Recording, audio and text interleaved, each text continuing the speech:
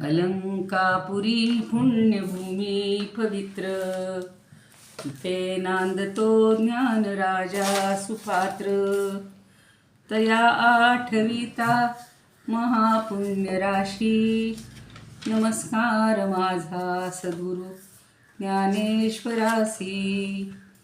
नमोऽनंताय शुद्धाय कूटस्थायात्मने नमः.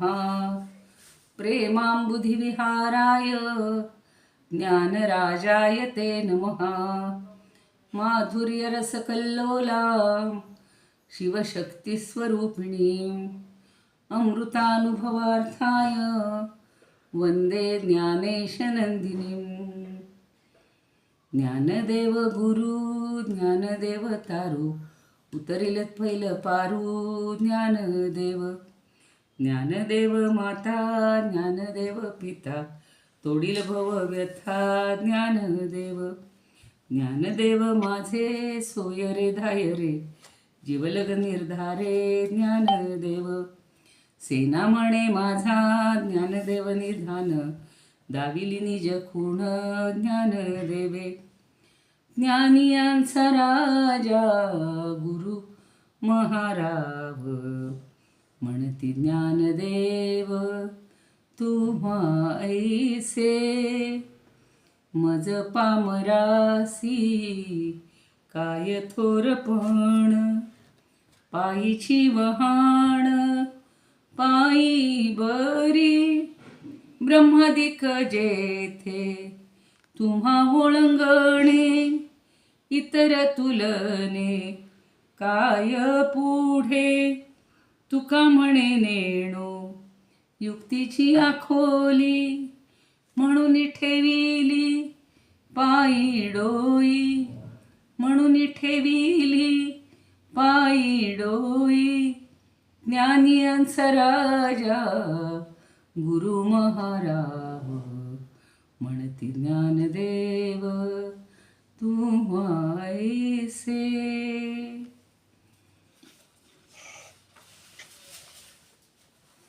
अलंकापुरी रम्यसिंहासनस्थं, पदाम्भोज तेजस् स्फुरद्दिक्प्रदेशं. विधीन्द्रादिदैवैः सदा स्तूयमानं, समाधिस्थमूर्तिं भजे ज्ञानदेवं. समाधिस्थमूर्तिं भजे ज्ञानदेवं. गदाशङ्खचक्रादिभिर्भाविताङ्गं, चिदानन्दसंलक्षनाट्यस्वरूपं. यमाद्यष्टभेदाङ्ग योगप्रवीणं, समाधिस्थमूर्तिं भजे ज्ञानदेवं. समाधिस्थमूर्तिं भजे ज्ञानदेवं. समाधिस्थमूर्तिं भजे ज्ञानदेवं. ज्ञानेश्वर महाराज की जय. पंढरीनाथ भगवान की जय. आज दासबोध ग्रंथाची जयंती आहे आणि आत्ताच दासबोधाचं ज्यांनी ऐकलं आहे निरूपण, त्यांनी सगळी माहिती आणि त्याच्यावरची गीतं ऐकली.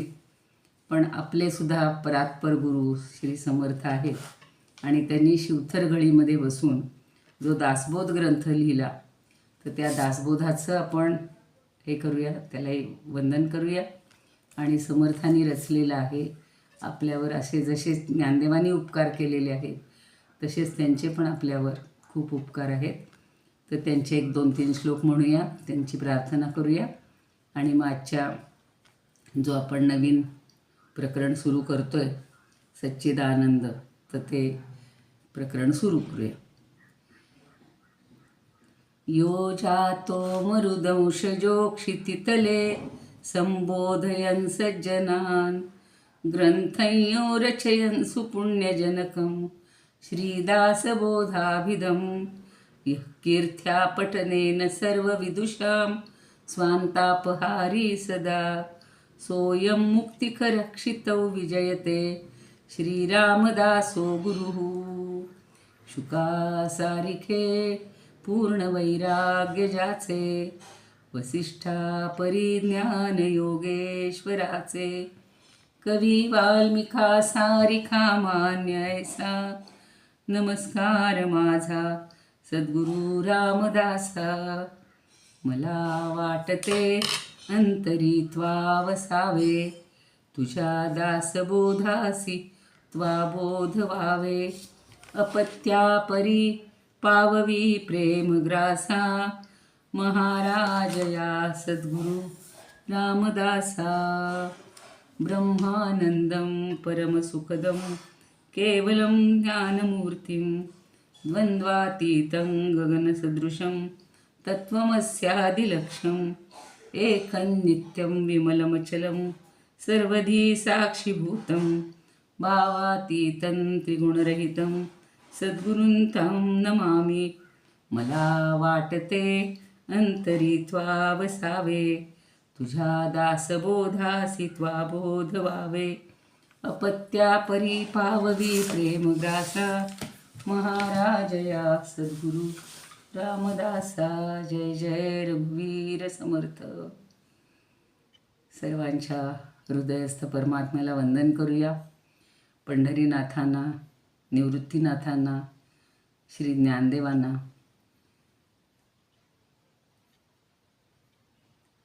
सोपान मुक्ताबाई आणि आत्ता म्हणलं तसं श्री समर्थांना वंदन करून आजच्या 5व्या प्रकरणाला आपण प्रारंभ करूयात.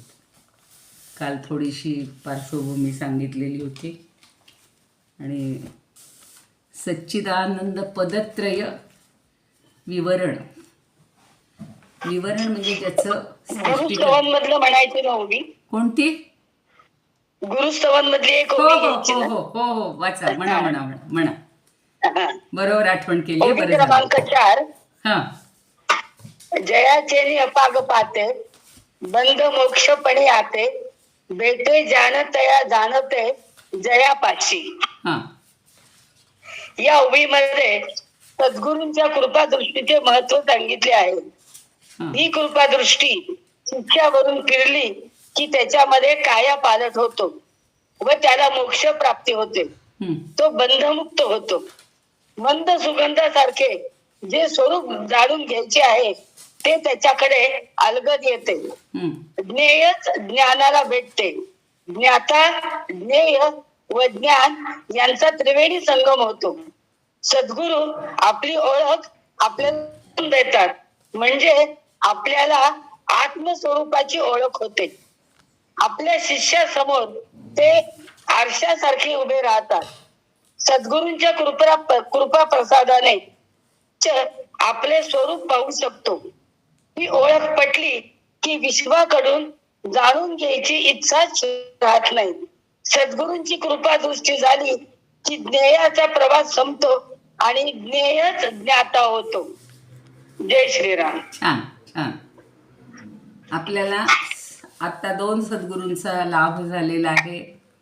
समर्थही तेच सांगतायत आणि समर्थांसारखे जसे सद्गुरू आपल्याला लाभले की त्यामुळं रोजच्या दैनंदिन जीवनात या दासबोधाचं महत्त्व आपल्याला कळतं.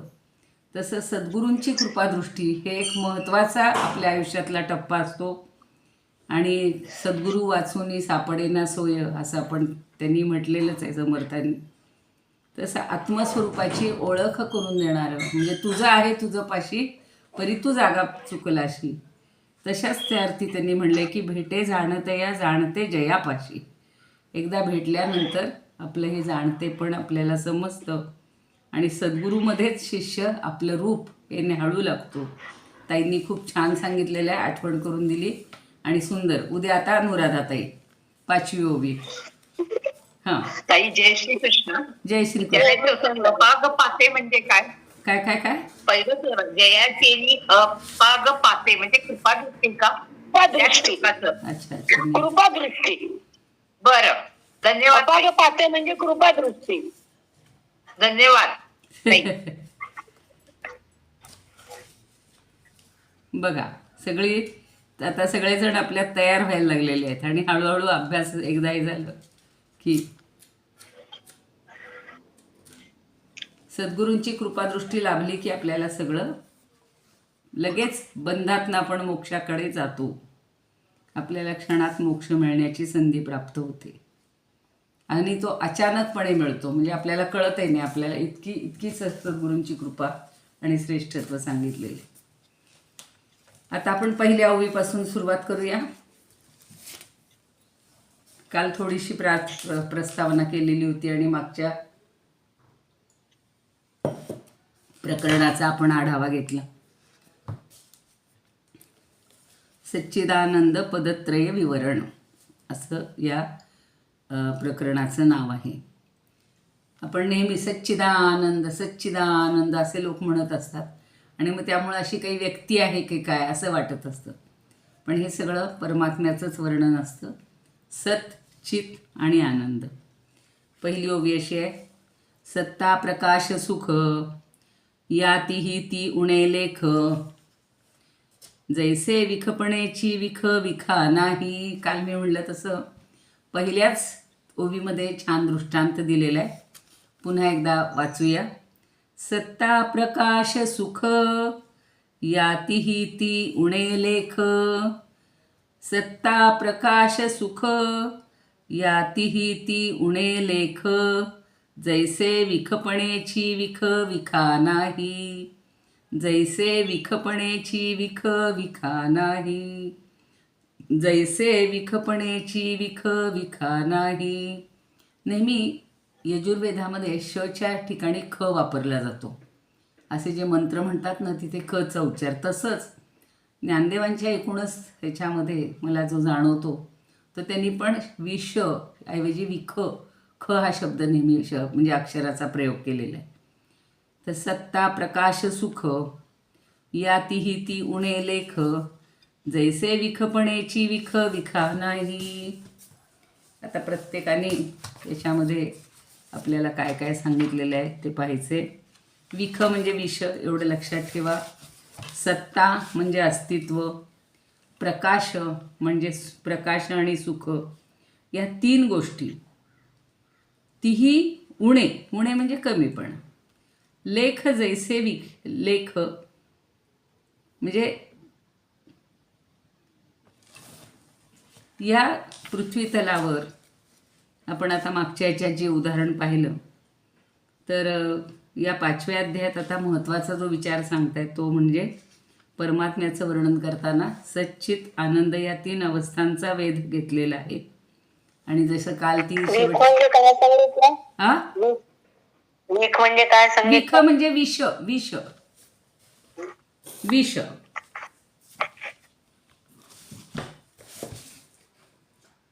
ते असं सांगितलं मी की आपण जो षटकोनाचा वापरतो ना, विष असा उच्चार करतो ना, तर तिथे ज्ञानदेवांनी बऱ्याच ठिकाणी शच्या जागी ख हा उच्चार केलेला आहे किंवा खचा वापर केलेला आहे. आता सत्ता म्हणजे अस्तित्व, प्रकाश म्हणजे ज्ञान, सुख म्हणजे आनंद, उणे म्हणजे वाचून म्हणजे त्याशिवाय, आणि लेख म्हणजे जाणं. हे शब्द सगळे लक्षात घ्या आता, कारण आपली सुरुवातच तशी आहे ना. सत्ता प्रकाश सुख.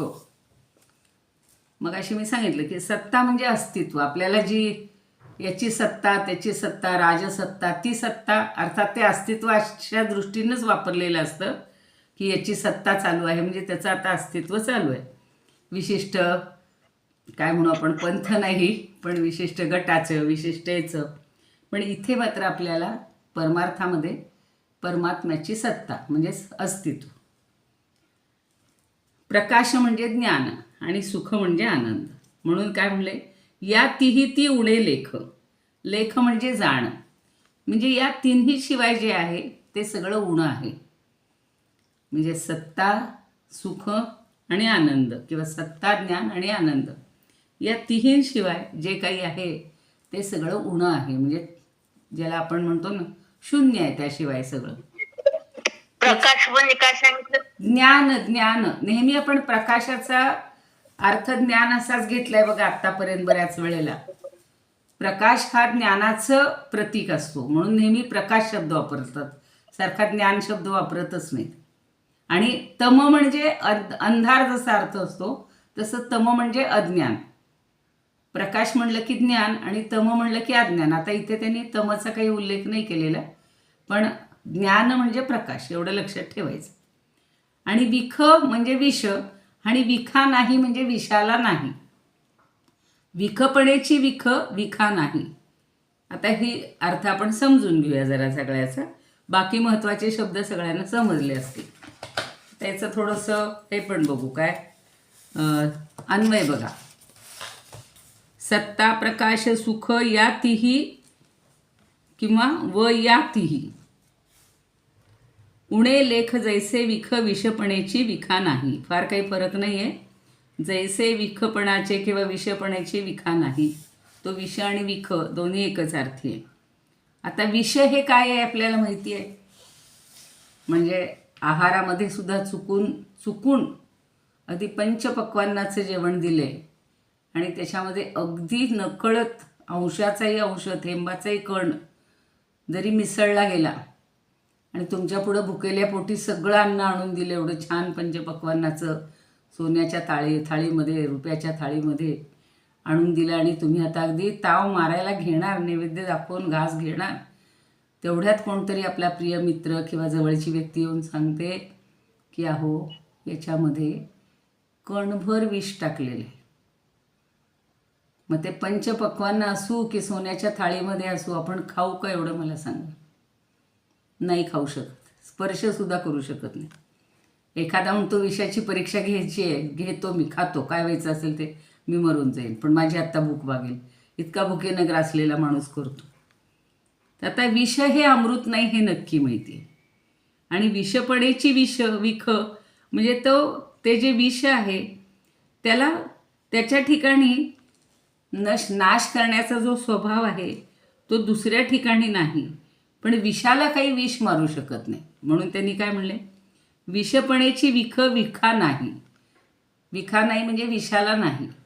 आणि विषपण म्हणजे विषपण जे आहे दुसऱ्याला मारण्याची जी शक्ती आहे ती विषाला नाही मारू शकत. विषामध्ये अजून किती विष मिसळलं तरी ते विष तसंच राहतं ना, त्याचं अस्तित्व तसंच राहतं. त्याचं काही अमृतामध्ये परावर्तन होत नाही किंवा परिवर्तन होणार नाही. पण तुम्ही बाकी कुठल्याही गोष्टीला विषाचा चुकून जरी धक्का लागला, आता आपण लहान मुलांपासून बाजूला ठेवा म्हणतात, काही औषधं अशी तीव्र असतात ती सुद्धा कुठे अशी उघड्यावर ठेवू नका, चुकून त्याचा गैरवापर करू नका. तसं विषाचा स्वभाव काय आहे, मारणं. तर मारकपणाचा जो स्वभाव आहे तो दुसऱ्या प्राण्यांच्या ठिकाणी व्यक्त होतो. विष जे आहे ते स्वतःवर कधी विषपणाचा प्रयोग त्याला काही होत नाही. दुसऱ्या कुणालाही, अगदी छोटीशी मुंगी असेल तरी तिच्यावर परिणाम होईल, मोठा प्राणी अगदी हिंस्र प्राणी असेल तरी त्याच्यावर होईल. म्हणून आता आधी सरळ अर्थ बघूया त्याचा. त्याचा अर्थ असा आहे की सत्ता म्हणजे अस्तित्व, प्रकाश, ज्ञान आणि सुख, ह्या तीन, अर्थात हे तीन पद आधी जशीच्या तशी समजून घेऊ की सत्ता, प्रकाश आणि सुख या तीन पदांनी कशाच्या विरुद्धचं ते उत्तर आहे, किंवा तीन गोष्टी कशाच्या विरुद्ध आहेत. तर सत्ताच्या विरुद्ध असत, प्रकाशच्या विरुद्ध मगाशी म्हणलं तसे तम किंवा जड, आणि सुखाच्या विरुद्ध दुःख.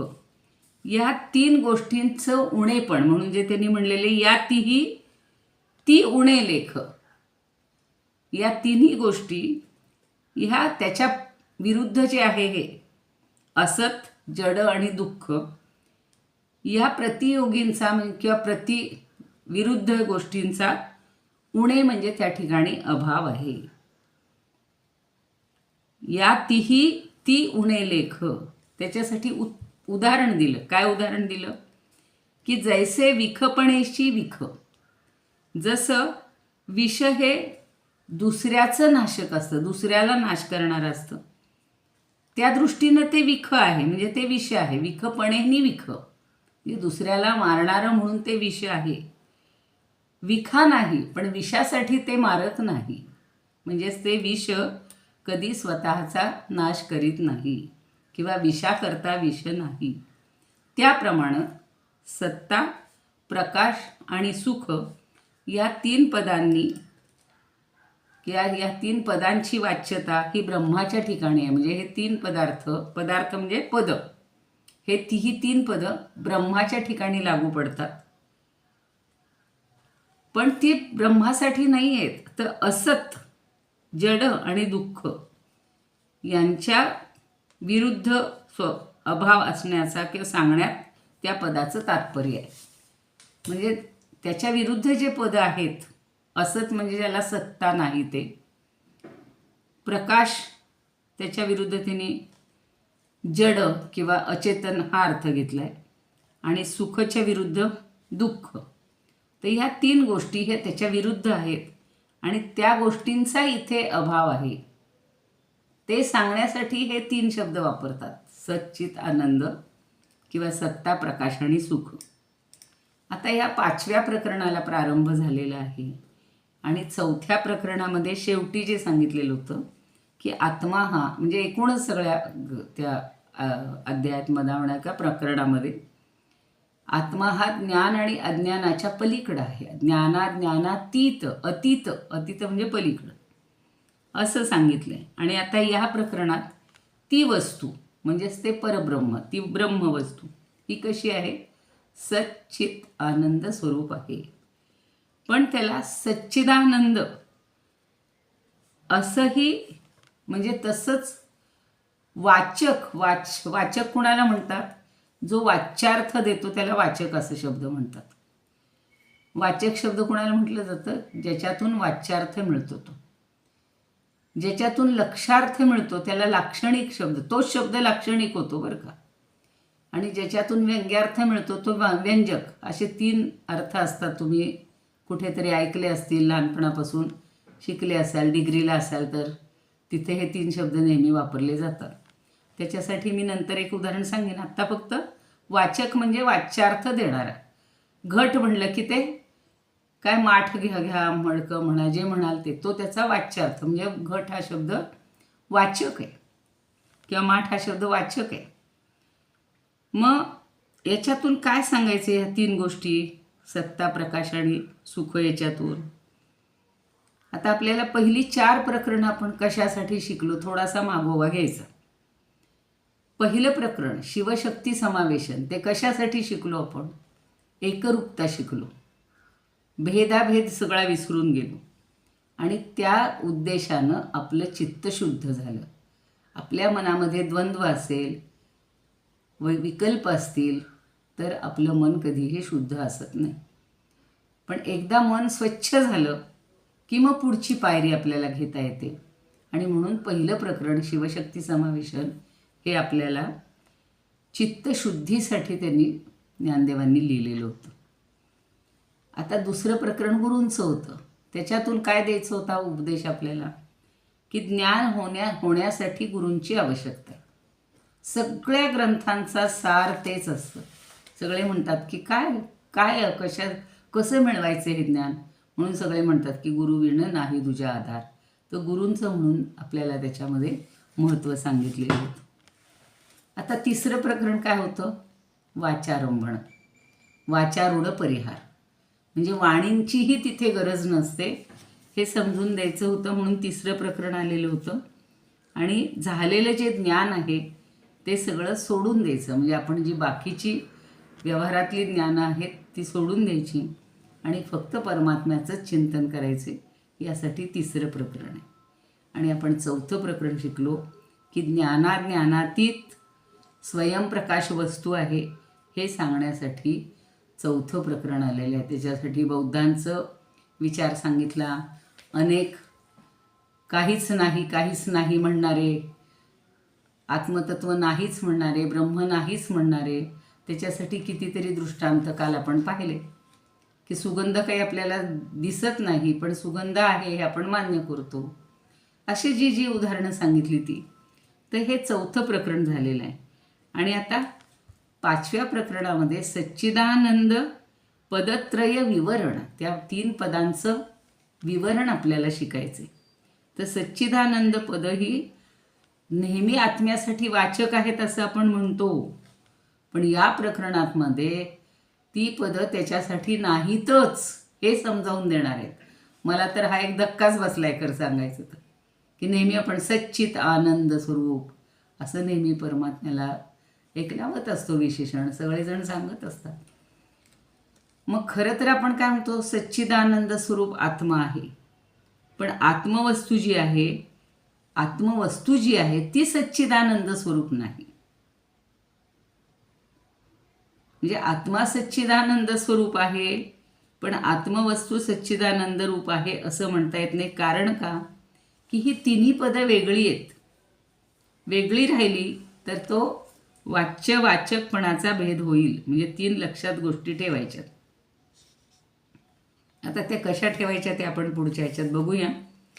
तर ब्रह्माला ही सच्चिदानंद पदाची वाचकता नसून अन्य व्यावर्तक आहे. जसं त्या विषाचं सांगितलं की विष हे विषाला मारक नाही, अन्य पदार्थापासून, तसं सच्चित आनंद ह्या 3 पदार्थाचे विरुद्ध जे पद आहेत, असत, जड आणि दुःख, त्याचं व्यावर्तक म्हणून ही 3 पदं आहेत. आता व्यावर्तक म्हणजे त्याच्या विरुद्धपणा सांगणारी आहेत. आत्म्याचे हे गुण नाहीच आहेत, असं पुन्हा एक नवीन आपल्याला दृष्टी याच्यामध्ये येणार आहे. आणि असत, जड आणि दुःख या 3 पदांना उणेपणा येतो. त्यामुळं म्हणजे असं म्हणताना ब्रह्म हे सच्चिदानंद स्वरूप आहे असं आपण म्हणतो, पण सच्चिदानंद ही पदं ही त्या वस्तूची किंवा आत्म्याची वाचक नाहीत, त्याचे ते धर्मही नाहीत.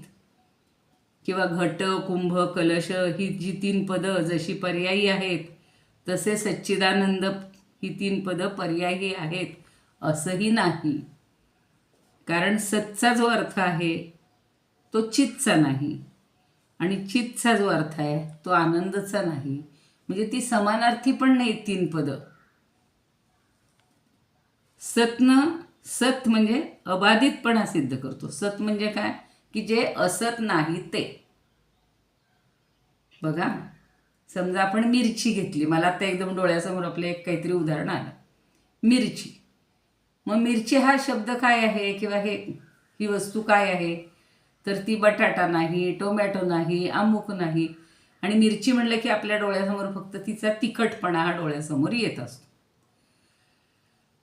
तसं हे सच्चित आनंद, सत म्हणजे सत्य, अस्तित्व.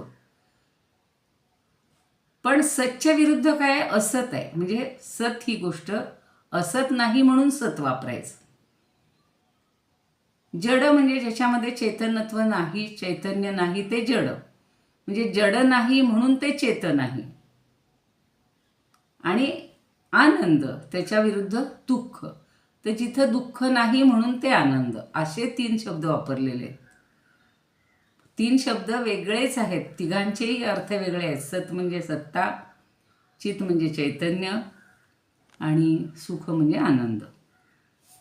तर म्हणून सतनं त्याचा सगळ्याचा अबाधितपणा हा त्यांनी सिद्ध केलेला आहे.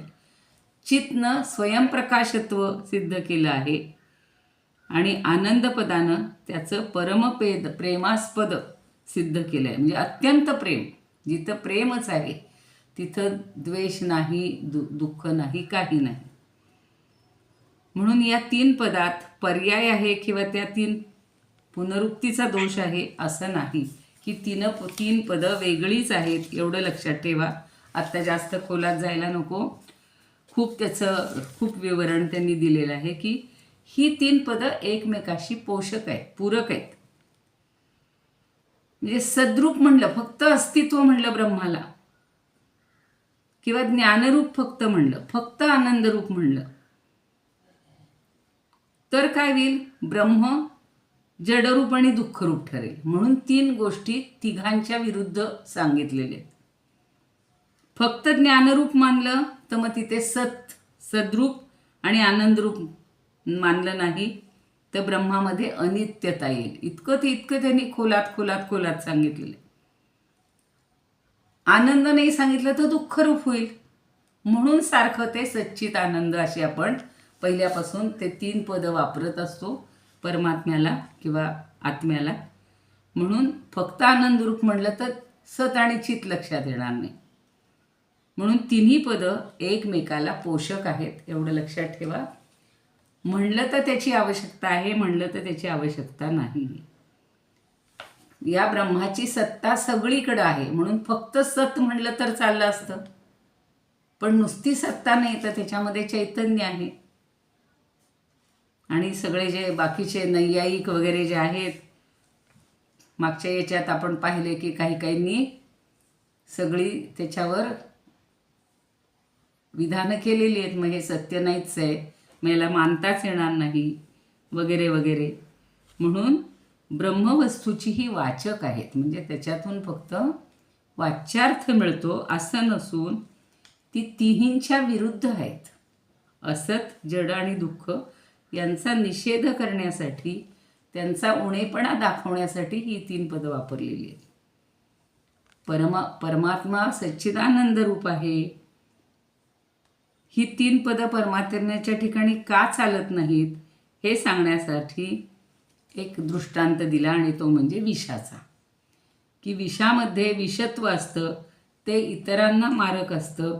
म्हणून विषामध्ये विषत्व आहे, ते स्वतःला मारक नसतं. तसंच परब्रह्म हे स्वतःसाठी सत्य आहे, स्वतःसाठी चित आहे आणि स्वतःसाठी आनंदमय आहे असं नाही. ते त्याच्या विरुद्ध असणाऱ्या पदार्थांसाठी ते 3 गोष्टी आहेत, एवढं लक्षात ठेवायचं. आता म्हणून काय म्हणतात की आंबा कधी पाहून घेऊ नये, विष कधी खाऊन जेवू नये किंवा खाऊन घेऊ नये, कारण विष हे मारकच आहे. कुणीही विषाची परीक्षा घेऊ नये, पण त्याचं त्याला मात्र ते मारक मुळीच नसतं. एवढा फक्त आज भाग लक्षात ठेवा. विष सगळ्यांना मारतं, पण विष कधी विषाला स्वतःला मारत नाही. तसं सच्चिदानंद ही पदं आणि ब्रह्म यात भेद नाही, त्यामुळे ती ब्रह्माची वाचक होऊ शकत नाहीत. तर नैयायिक वगैरे जे आहेत त्यांनी म्हटले सत्स्वरूप आत्मा मानतात, पण चित स्वरूप न मानतात, चित हा त्याचा गुण मानतात. आणि सांख्य हे सच्चिद्रूप आत्मा मानतात, पण आनंदरूप न मानता विषयात आनंद मानतात. किती षड्दर्शनांनी त्याच्यावर खूप घाला केलेला आहे. आणि वेदांत शास्त्रात सच्चिदानंद ही 3ही पदं आत्मवस्तुबोधक आहेत, पण वाचक नाहीत. म्हणजे त्याचा वाच्यार्थच घेतला पाहिजे अशासाठी नाहीत, एवढं लक्षात ठेवा. आणि हेच आता पुढच्या 4 ओव्यांनी पुन्हा समजावून देतात. असं एकेकाचं मत आता आपण समजून घेऊया की ही आता वाचक, लाक्षणिक आणि व्यंजक हे जरा सांगते आणि मग तुम्हाला इतरांची मतं सांगते. कुठल्याही शब्दाचा, आता कमळ घ्या समजा, कमळ म्हणलं की त्या कमळ हा शब्द वाचक घेतला तर त्याचा अर्थ काय होतो? ते पाण्यामध्ये उमलणारं एक फूल, एवढा अर्थ आपल्याला पक्का माहिती आहे, बरोबर आहे. चंद्र म्हणलं तर चंद्रसुद्धा कसा आहे? शीतलता देणारा, आल्हाद देणारा असा तो चंद्र, किंवा एक सूर्यासारखाच सगळ्यांना रात्रीच्या वेळी प्रकाश देणारा तो चंद्र. म्हणजे चंद्र, सूर्य, कमळ, घट हे शब्द झाले वाचक. म्हणजे त्यांचा जो विशिष्ट अर्थ मिळतो, तो शब्दातून मिळणारा जो अर्थ आहे त्याला म्हणायचं वाचक. म्हणून तो शब्द झाला वाचक, त्याच्यातून अर्थ मिळतो त्याला म्हणतात वाच्यार्थ. वाच्यार्थ म्हणतात शब्दाचा. आता सुद्धा तुम्ही प्रत्येक वेळेला विचारता या शब्दाचा अर्थ काय? उणे म्हणजे काय? म्हणजे कमीपणा. लेख म्हणजे काय? मग असे आपण पाहिलं. तर असं जाणून घे. आता हे शब्दशः अर्थ आपल्याला पण जसे घेतो तसे त्याच्यातून काहीतरी व्यक्त होणारे अर्थ सगळीकडे समजून घेत असतो. म्हणून दुसरा आहे लाक्षणिक शब्द. हा खरं काही व्याकरणाचा आपला पाठ नाही आहे, पण हे असे शब्द इथं जेव्हा त्यांनी वापरलेत त्याच्यासाठी आपल्याला हा बेस तयार करणं आवश्यक आहे. लाक्षणिक म्हणजे काय? हो, लक्षणा नावाची एक शक्ती आहे. ही जी पहिली शक्ती पाहिली, शब्दशः अर्थ देणारी जी शक्ती आहे तिला अभिधा असं म्हणतात. अभिधा, की तिच्यातून त्या शब्दाचा तेवढाच अर्थ कळतो, बाकी काही कळत नाही. लाक्षणिक शब्द जो असतो त्याच्यातनं लक्षार्थ मिळतो. तो कसा मिळतो बघा. आपण काय म्हणतो, एक संस्कृत वाक्य आहे पण त्याचा मराठी अर्थ सांगते. गंगायाम घोषः, घोष म्हणजे गवळीवाडा. गंगेवर गवळीवाडा आहे. आता गवळीवाडा सोडा, आपण आपलं सांगू की आमचं गंगामाईवर घर आहे, गंगेवर घर आहे. आता गंगेवर म्हणजे त्या पाण्यावर असतं का हो? नसतं. म्हणजे गंगा नदीच्या, गंगा म्हणजे आपण आपल्या गावातली जी नदी असते तिला गंगा म्हणतो. आमच्या इथे सुद्धा गंगामाईच म्हणतात संगमनेरला. तर गंगामाईवर काही घरं आहेत किंवा काही मंदिर आहेत. मग गंगेवर मंदिर आहे किंवा गंगेवर घर आहे याचा अर्थ पाण्यावर असतं का? नाही. तर त्याच्या शेजारी असतो, गंगेच्या काठावर, तीरावर हा असा अर्थ घेतो आपण त्याचा. तर गंगेचा तीर हा अर्थ आपण, किंवा गंगायाम हा शब्द लाक्षणिक झाला तिथे. आणि घोष म्हणजे गवळीवाडा किंवा घोष हा शब्द लाक्षणिक झाला. आता लाक्षणिक म्हणजे काय? तर लक्षणा ही एक शक्ती आहे आणि त्या शक्तीनं आपल्याला वेगळे अर्थ मिळतात. मग आपण काय अर्थ घेतो? गंगेच्या तीरावर, प्रत्यक्ष पाण्यावर नव्हे, तीरावर गवळीवाडा आहे. तर गंगेचा तीर हा अर्थ कुणामुळे मिळतो? त्या लक्षणा नावाच्या शक्तीने मिळतो. म्हणजेच तो शब्द झाला लाक्षणिक आणि त्याचा अर्थ मिळाला तो झाला लक्षार्थ. आता पुढे गंमत बघा, तेच वाक्य गंगायाम घोषः, ह्या शब्दातून का सांगितलं गंगेच्या तीरावरच आमचं घर आहे किंवा तो गवळीवाडा आहे? तर त्याच्यातून आपल्याला अजून काहीतरी सूचित करायचं असतं. आपण सांगतो आमचं घर ना या मंदिराजवळ आहे, तसं गंगेवर गवळीवाडा हे सांगण्यामागे अजून एक असं असतं उद्देश की गंगा ही पवित्र आहे आणि त्या गंगेचं पावित्र्य हे त्या गवळीवाड्याला सुद्धा प्राप्त झालेलं आहे. किंवा गंगेच्या ठिकाणी शीतलत्व असतं, नदी पाणी हे शांत थंड असतं, म्हणून आपल्याला शीतलत्व म्हणजे थंडपणा आणि पावनत्व म्हणजे पावित्र्य या दोन गोष्टी तिथं आमचं घर आहे किंवा तो गवळीवाडा हे सांगण्यामागं असतं. मग आता तो पावित्र्य आणि शीतलत्व हे दोन अर्थ देणारा जो शब्द आहे त्याला म्हणायचं व्यंजक शब्द. म्हणजे तोच शब्द गंगायाम हा शब्द काय झाला? व्यंजक ठरतो. हे दोन अर्थ द्यायला लागला तर, तीर हा अर्थ द्यायला लागला तर तो शब्द लाक्षणिक ठरतो.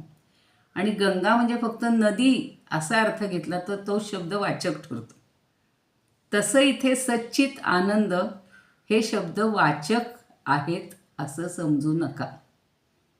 त्याच्यातून हे सगळं व्यक्त होणार आहे. आता ते पुढं काहीतरी येतील असेच आपल्याला, बघूया. पण सहज मला असं वाटलं की तुम्हाला वाचक नाही याचा अर्थ काय म्हणून हे सांगावं, की ही सगळी व्याकरणातली म्हणा किंवा भाषाशास्त्रातली सगळी चर्चा आहे, पण ती थोडीशी सांगावी आणि मग पुढे जावं.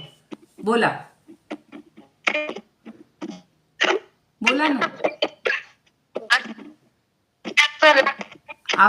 आवाज येत नाही तुमचा, बोला. तिसरा शब्द व्यंजक, वाच्यार्थ लाक्षणिक. हा, आणि तिसरा व्यंजक आणि व्यंग्यार्थ. ऐकू नाही येत मी आवाज बंद केला. व्यंग्यार्थ आणि व्यंजक शब्द, व्यंग्यार्थ. हा, म्हणजे 3 शब्द आणि 3 अर्थ. वाचक, लाक्षणिक, व्यंजक हे 3 शब्द आणि तिकडे वाच्यार्थ, लक्षार्थ आणि व्यंग्यार्थ असे 3 अर्थ, असं लक्षात ठेवा. राहील? कळलं आता?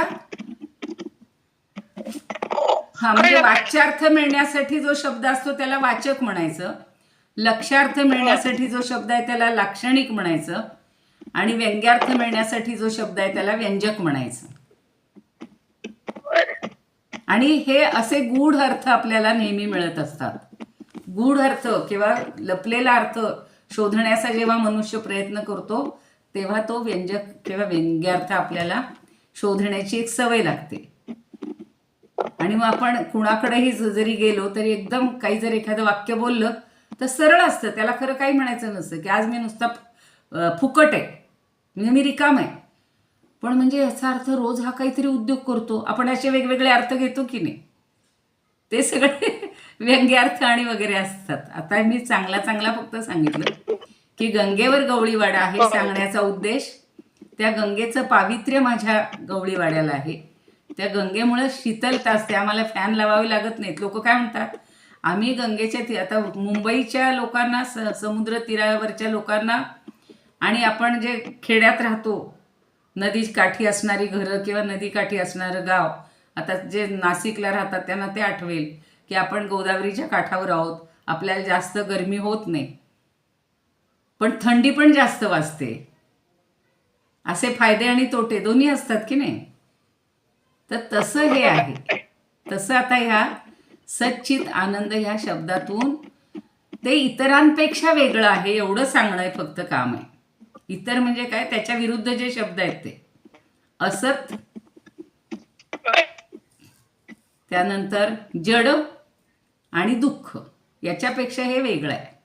म्हणून सच्चित आनंद असं त्या आत्म्याला लावतात. एवढं लक्षात ठेवा फक्त. बस, जास्त नको. जेवढं खोलात जाईल तेवढं हे आहे.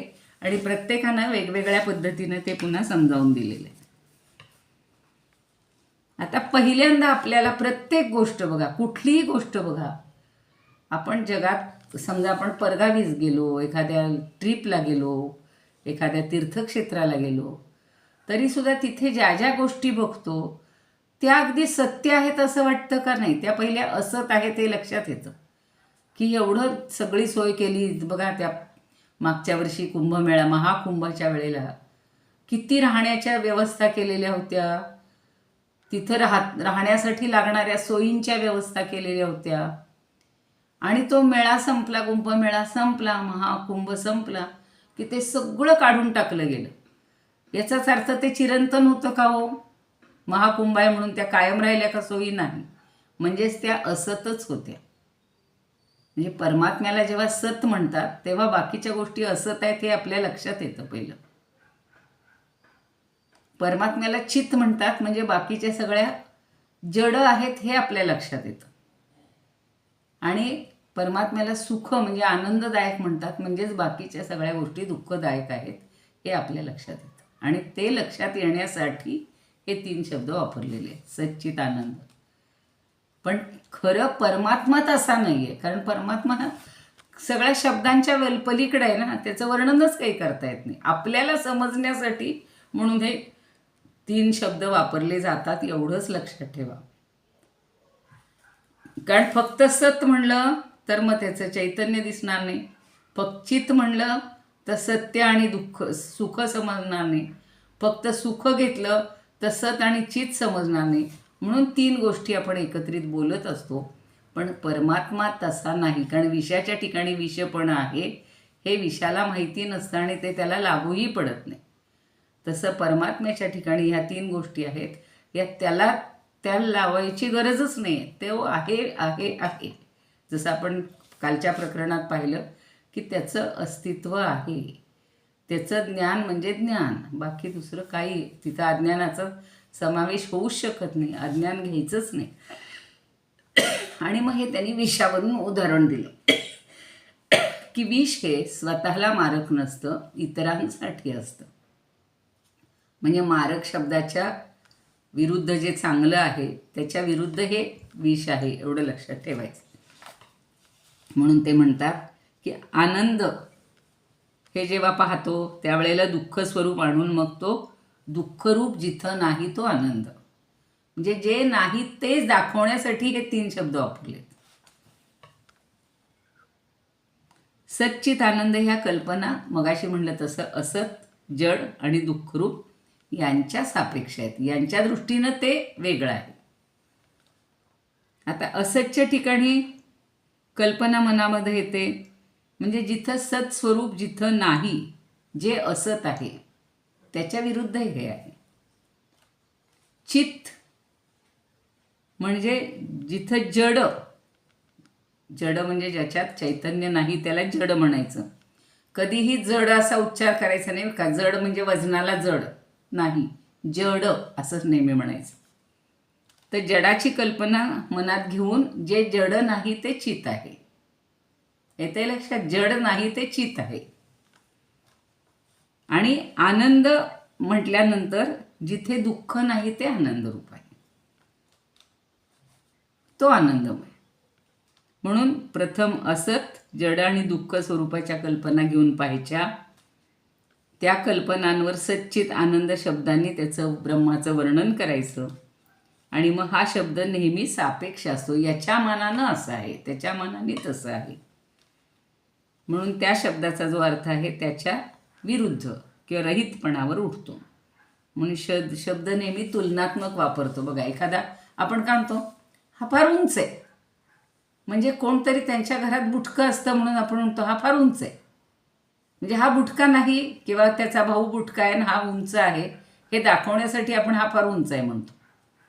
किंवा उलटं झालं, आधी जर बुटका समोर आला, तू फारच बुटका आहे रे, मग म्हणायचं असं की तुझा भाऊ किती उंच आहे. अशा अर्थी हे चालले.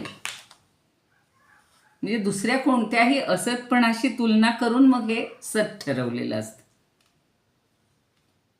सतपणा हा त्याचा स्वभाव सिद्ध आहे, तुलना करून नाही आहे. सत हा त्याचा स्वभाव सिद्ध आहे, त्याचं स्वरूपच आहे सत. तसं चित पण त्याचं स्वरूप आहे, पण विषपणाचा निषेध विष स्वरूपाच्या दृष्टीनं केला. म्हणजे सच्चिदानंद या बोला, कोणतरी काहीतरी बोलत होतं, काहीतरी म्हणत होत्या. तर संस्कृतमध्ये काय म्हणले बघूया आपण.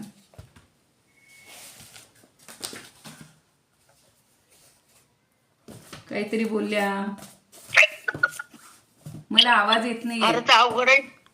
अवघड नाही. फार अवघड आहे. नाही. आपण फक्त सच्चित आनंद स्वरूप फक्त डोक्यात घेतो, तर त्याचं तसं स्वरूप नाही. त्याच्या विरुद्ध ज्या गोष्टी आहेत, आता मला सांगा, ऑल वर्सेस वन आहे. ह्या जगातल्या सगळ्या गोष्टी कशा आहेत, असत आहेत. पटतंय तुम्हाला?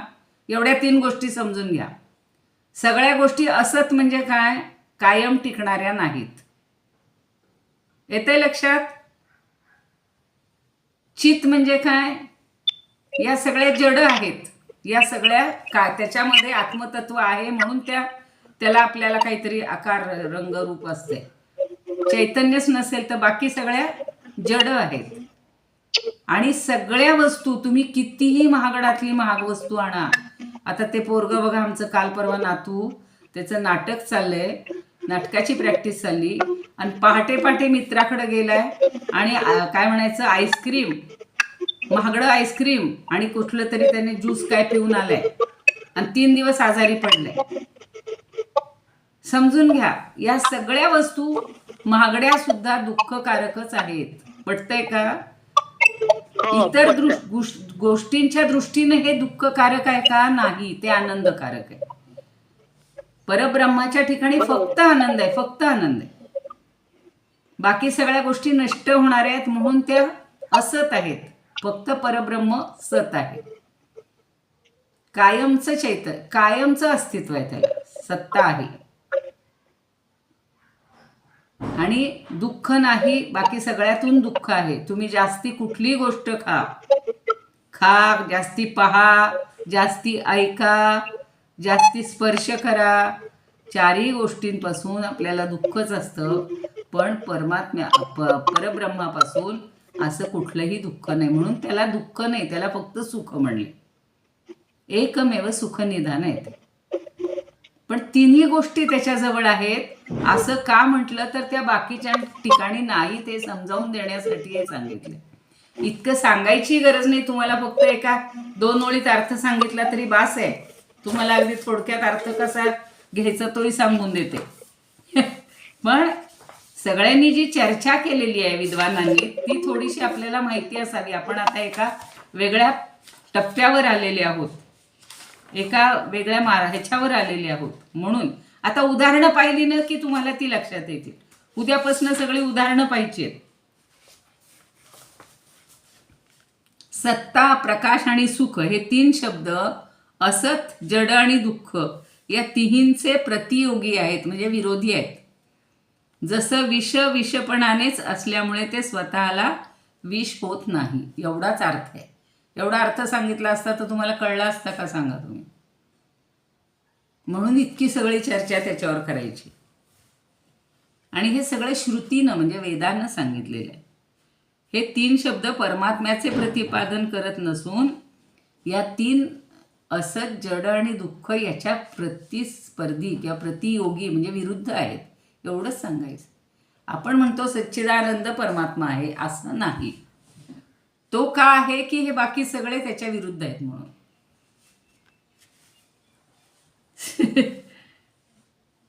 अर्थात आपण आपल्या कल्पनेनं फक्त त्याला सच्चिदानंद म्हणलं तरी चालणार आहे, काही बिघडणार काहीच नाही. पण त्याला का सच्चिदानंद म्हणायचं हे समजून घ्या.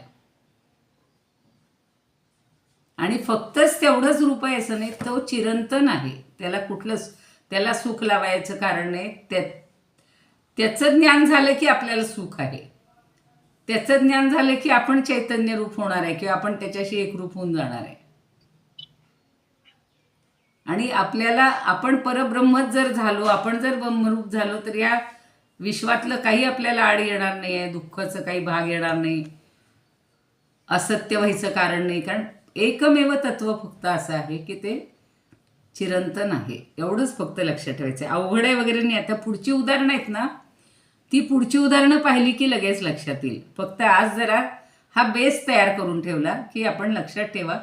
फक्त त्याचा शब्दशः अर्थ नका घेऊ. जो वाचक शब्द सांगितला ना, म्हणजे वाच्यार्थ जेवढा कळतो तेवढाच नका लावू त्याला. त्याच्या मागे भरपूर काही सामावलेलं आहे किंवा त्याच्यात खूप अर्थ भरलेला आहे आणि तेवढंच त्याचं रूप आहे असं नाही. त्याला लिमिट नका करू. आपण समजा मातीचा एवढा माठ आणला तर लोक म्हणतात किती पाणी मावतं. मग एखादं म्हणाल माझ्या माठात घागरभर मावतं. म्हणजे त्या माठाची मर्यादा घागरभर झाली.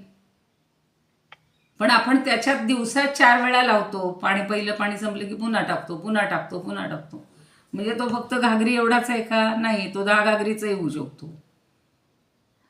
तसं हे परमात्म्याबद्दल आहे. ठीक आहे, जास्त नका खोलात जाऊ. आत्ता एवढं फक्त आज एवढंच लक्षात ठेवूया की हे 3 शब्द विषाला जसं विषच मारक ठरत नाही, तसे हे 3 शब्द दुसऱ्या 3 शब्दांच्या प्रतियोगी किंवा विरुद्ध आहेत. एवढं लक्षात ठेवा. बस, जास्त नको. वाटलं होतं सांगू नाही, पण मग काय आहे, त्या ओवीवर किती जणांनी किती चर्चा केलेली. ती जर आपण नुसती रोज ऐकली तर एवढी एक ओवी आपल्याला आठवडाभर पुरेल.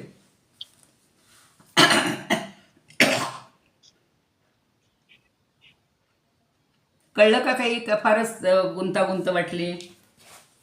येईल हळूहळू लक्षात येईल. जसं पुढे जाऊ तसं सोपं होईल ते. जसं बरोबर. आपण पुढे जाऊ ना, आज आता पहिल्यांदाच आहे. परत हा जरा विषय थोडासा वेगळा आहे बघा. वेगळा म्हणजे अजून खोल आहे. खोल आहे, अजून डीप आपण म्हणतो ना, वेगळा नाहीये. अजून आपण वरवर पाहत असतो. आपण फक्त वरवर अर्थ घेतो. तो हुशार आहे, तो शहाणा आहे की आपण तेवढाच अर्थ बघतो. म्हणजे तो वेडा आहे असं होतो का? पण सांगायचं असतं की तो इतर मुलांसारखा वेडा नाही, म्हणजेच हा शहाणा आहे. असं हे समजावून देत आहेत आपल्याला. पण ते थोडस आत जरा आहे ते, थोडं उद्यापर्यंत नक्कीच ते कळेल. आपल्याला दृष्टांत आले की लगेच पुढे जाऊ. 3 दृष्टांत उद्याला आहेत. म्हणजे आपण रोज एक दृष्टांत पाहिला की लगेच आपल्याला कळून जाईल. काहीच काळजी करू नका.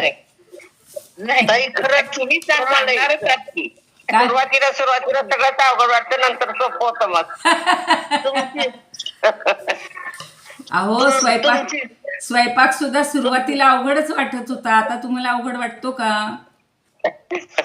पण नवीन शिकणारी शिकाऊ असते, तिला काय वाटतं, बाई ही पुरणपोळी म्हणजे किती अवघड काम आहे, चकली म्हणजे किती अवघड काम आहे. आणि एकदा जमायला लागली की वा वा वा वा, माझ्यासारखी चकली माझीच, दुसऱ्या कोणाचीच नाही, असं आहे ते. तुम्ही छान समजून सांगतात, ते कमाल आहे. माझी कसली कमाल, ते ज्ञानदेवांची कमाल आहे. त्यांनी कशा पद्धतीने त्याचा विचार केला. मी पण कधीही असा विचार केलेला नव्हता की सच्चिदानंद हे शब्द वाचक आहेत फक्त घ्यायचे. तुम्ही आम्हाला समजून सांगताय ना, त्यामुळे आम्हाला थोडं कळतंय ना. बस आपल्याला तेवढंच आता समजून घ्यायचाच हे आहे. अजून आपल्याला शेवटच्या प्रकरणापर्यंत पोहोचायचंय. लगेच काही जण लेफ्ट व्हायला लागलेत. लेफ्ट व्हायचं नाही, शेवटपर्यंत सगळं ऐकायचंय, समजून घ्यायचंय. जेवढी आपल्याला उदाहरणं रोजच्या व्यवहारातली घेता येतील तेवढी आपण घेतोच ना पुन्हा. आणि चला.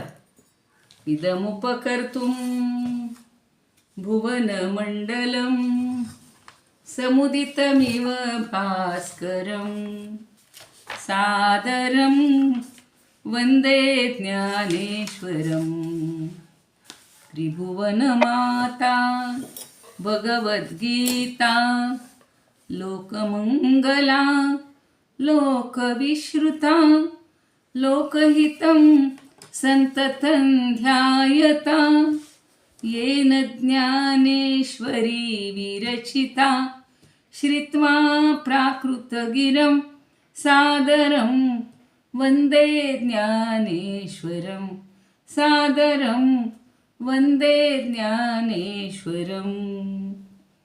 गीताशास्त्रं क्वाम्बुधिकल्पं नमन्तदीयं वयः क्वचाल्पं विषयः विपदां व्रात्यमनल्पं वाग्यज्ञेन च येन भूषितं सरस्वतीमन्दिरं सादरं वन्दे ज्ञानेश्वरं सादरं वन्दे ज्ञानेश्वरं.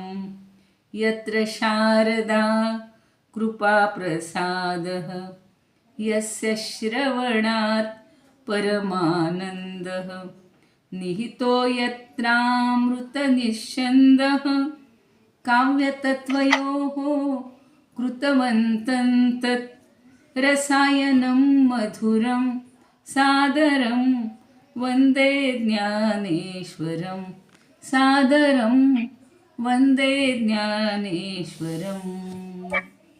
आरती ज्ञानराजा महाकैवल्य तेजा सेविती साधू संत मनुवेधला माझा. आरती ज्ञानराजा लोपले ज्ञान जगी हित नेणती कोणी अवतार पांडुरंग नाव ठेविले ज्ञानी. आरती ज्ञानराजा कनकाचे ताट करी उभ्या गोपिका नारी नारद तुंबरू हो सामगायन करी. आरती ज्ञानराजा प्रगट गृह बोले विश्वब्रह्मची केले रामा जनार्दनी पायी मस्तक ठेविले. आरती ज्ञानराजा महाकैवल्य तेजा सेविती साधू संत मनुवेधला माझा. आरती ज्ञानराजा. आता दासबोधाची पण म्हणणार आहे, कारण त्याच्यातही आता बघा त्यांनी असेच समास जे लिहिलेले आहेत त्याच्यात शब्द खूप वेगळे वापरले, पण शेवटी जे सांगायचे सार तेवढं आपण लक्षात घ्यायचं. जय जया दासबोधा ग्रंथराज प्रसिद्धा आरती ओवाळीन विमळ ज्ञान बाळबोधा. आरती ज्ञान दासबोधा वेदांत संमतीचा काव्य सिंधू भरला श्रुतिशास्त्र ग्रंथ गीता साक्ष संगम केला. महानुभाव संत जनी अनुभव चाखिला अज्ञान जड जीवा मार्ग सुगम झाला. जय जया दासबोधा नवविधा भक्तिपंथे रामरूप अनुभवी चातुर्य निधी मोठा माया चक्र उगवी.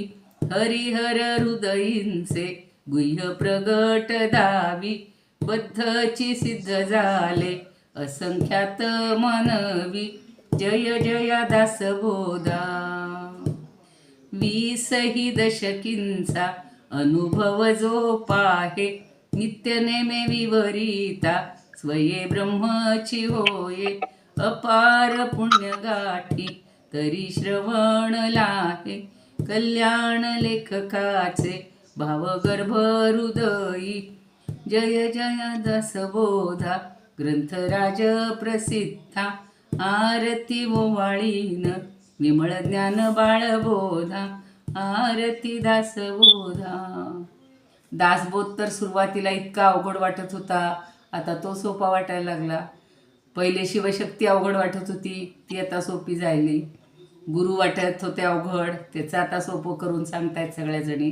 थोडंसं लक्ष देऊन ते पुन्हा पुन्हा वाचन करायचं, त्यातला अर्थ समजून घ्यायचा, दुसऱ्याला समजावून द्यायचा आणि त्यातनं आपण काय घ्यायचं आहे एवढं फक्त लक्षात ठेवायचं.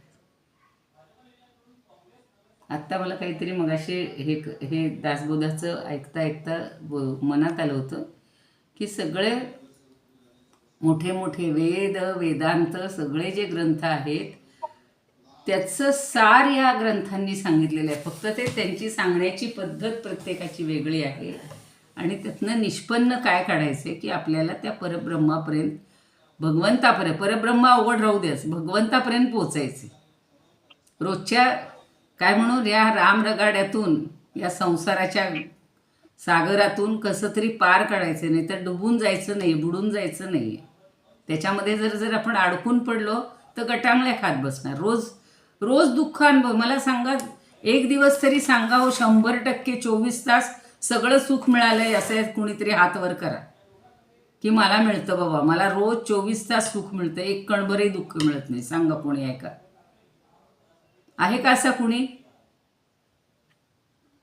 एखाद्याने तरी हो म्हणा, मग त्यांना आपण साष्टांग नमस्कार करू. नाही ना. जगी सर्व सुखी असा कोण आहे, विचारी मना तुझी शोधून पाही. तसंच आहे हे. तसं या जगातली कोणती गोष्ट सत्य आहे मला सांगा? आपण बघतो त्याची अगदी खरं आहे. कोणतीच गोष्ट सत्य नाही. कुठली गोष्ट चैतन्याने युक्त आहे की बाबा माझं हे कायम टिकणार आहे, चैतन्याने युक्त म्हणजे चिरंतन, अशी कोणती आहे सांगा तुम्ही जे अनुभवता त्यातली? नाही ना. रोज वेगळा अनुभव येतो. माणसाला रोज वेगळा अनुभव येतो. हा, तीच गोष्ट तुम्हाला रोज वेगळ्या ह्याने अनुभवता येते. आणि आनंद, सच्चित आनंद रोज. आता तुम्ही म्हणता तसं रोज तीनच आनंद मिळेल का? रोज पुरणपोळी खाल्ली तर आनंद मिळेल का? रोज तिळगुळ पोळी खाल्ली तर आनंद मिळेल का? तीच आता तिळगुळाची पोळी नको वाटायला लागली लोकांना. माझ्या लेकीनं त्या दिवशी तिला लाडू दिला, खाल्ला नाही, आणि मग दुसऱ्या दिवशी तिच्या मैत्रिणीला मी दिला तर तिला वाईट वाटलं. आई का गं लाडू तू दिला का दिलास? म्हणलं तू खाल्ला नाहीस म्हणून. मग परत आज तिला घेऊन गेले तर ती म्हणली आता नको मला तो लाडू. आता तो कठीण झाला, तू त्या दिवशी दिलास तेव्हा सॉफ्ट होता, आता बघा. आता तीच गोष्ट आपल्याला कशी वेगळी जाणवते ना वेगळी. तसं परमात्म्याचं नाही, एवढंच सांगण्यासाठी त्यांनी सच्चित आनंद हे शब्द वापरलेले आहेत. त्याच्या ठिकाणी चिरंतनत्व आहे, सत्यत्व आहे, सुख आहे, पण त्यातलं एकच नका लक्षात घेऊ. फक्त सुख आहे नका म्हणू, फक्त चित नका म्हणू आणि फक्त सत नका म्हणू. अशासाठी त्यांनी ते 3 शब्द तसे वापरले. ठीक आहे, थांबूया आता. थोडंसं विचार करा. ज्यांच्याकडे पुस्तकं असतील ना त्यांनी पुस्तकं पुन्हा जरा वाचा. कुणी काही मी काही लिहून घेणं एवढं काही खूप सांगत नाही आणि लिहून घेणंही शक्य नसतं हेही मला माहिती आहे. ऐकत राहिलं तरी बास आहे. ओवी वाचायची, आपल्याला जेवढं आकलन होईल तेवढं समजून घ्यायचं आणि पुढं चालत राहायचं. या रोजच्या नश्वर सगळ्या सुखाकडं लक्ष न देता चिरंतन सुखाकडे लक्ष द्यायचं बास. आणि तेवढे एकमेव आहे, फक्त एकमेव म्हणून भगवंत. मग तुम्ही त्याला सगुणात बघा, निर्गुणात बघा, जशा मार्गानं तुम्हाला जाता येईल तसं जा.